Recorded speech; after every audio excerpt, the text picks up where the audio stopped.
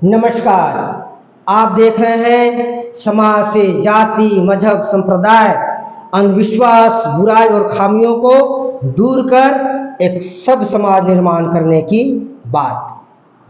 भाइयों बहनों, कल पूरा देश 78वां आजादी दिवस खूब धूमधाम से मनाया, लेकिन ये पूर्ण आजादी नहीं है, ये राजनीतिक आजादी है। पूर्ण आजादी अभी बाकी है।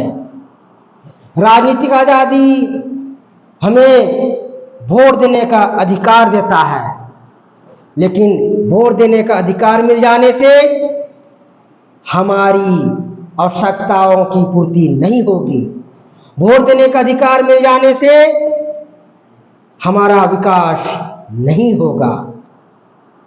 इसलिए महत्वपूर्ण आजादी की लड़ाई लड़ना अभी बाकी है। इसी महत्वपूर्ण आजादी के लिए जनता को आने वाले दिनों में वोट करना है।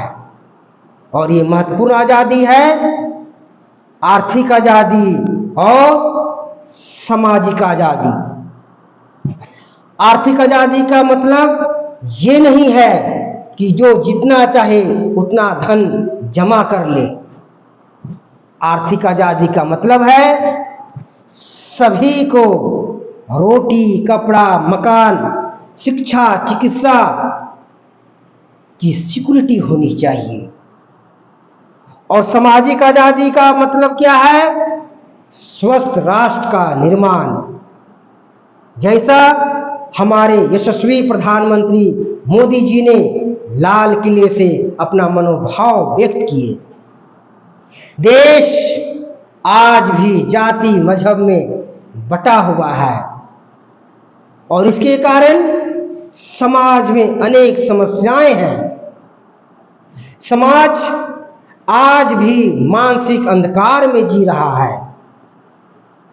समाज के सारे कुकर्म, सारे बुराई मानसिक अंधकार के कारण है।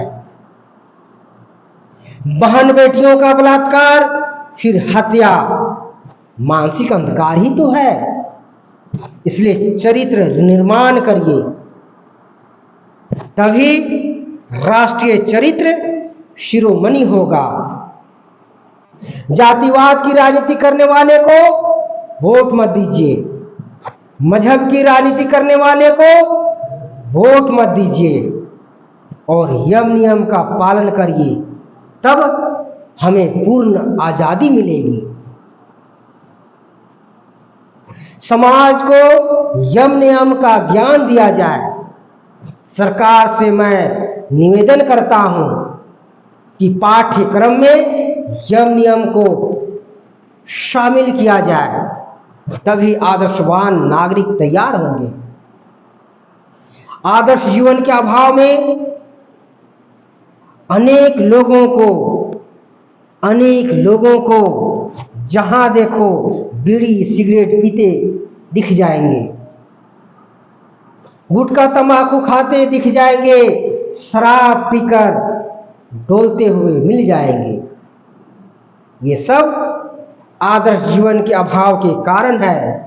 इससे स्वस्थ राष्ट्र का निर्माण नहीं हो सकता है। जाति मजहब के कारण लोग गलत प्रतिनिधि का भी समर्थन करते हैं।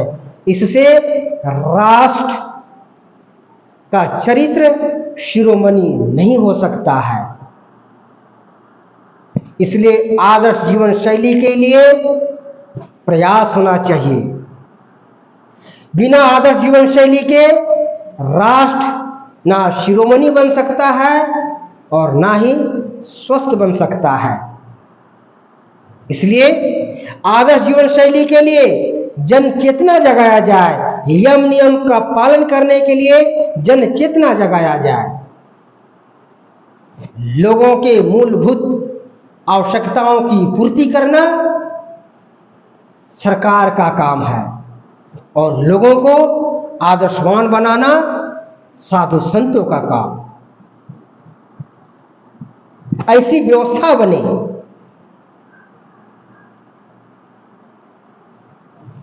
हम साधु सन्यासी बने हैं आराम की जीवन जीने के लिए नहीं, समाज को आदर्शवान बनाने के लिए।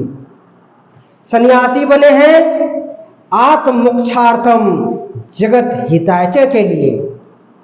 सन्यासी बने हैं समाज को आदर्शवान बनाने के लिए। इसलिए एक एक सन्यासी एक एक हजार, कम से कम एक एक हजार लोगों का जीवन सुधारेंगे, ऐसा संकल्प ले। मठाधीश और मंडलेश्वर बनने से काम नहीं चलेगा। समाज के सभी लोग, डॉक्टर हो कि इंजीनियर हो, जज हो कि वकील हो, सरकार के लोग हो कि प्रशासन के लोग हो, व्यापारी हो कि किसान हो, सभी को आदर्श समाज निर्माण करने में सहयोग करना पड़ेगा और इसलिए यम नियम का पालन करें। आनंद मार्ग बखूबी पालन करने का प्रयास कर रहा।